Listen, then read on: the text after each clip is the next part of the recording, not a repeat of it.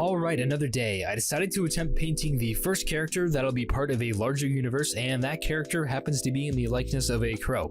This one's going to be a multiple day project. I wasn't even sure if I'd be able to do it at all, but I think it's actually coming out pretty well so far. I noticed there's not really any tutorials on painting birds, just time-lapse videos, so I mostly have to figure it out myself. It took me ages, but I found a really nice free brush pack on DeviantArt. It has a brush that is perfect for doing the feathers. The link to that is in the description. If you get it, you're going to want to look for the soft feather brush. I'm still experimenting a bit, so I'll probably do a better explanation of my process once I finish. I'm pretty much just trying to generally follow the reference I have, taking some liberty to make it a bit more shadowy since the character is somewhat incorporeal.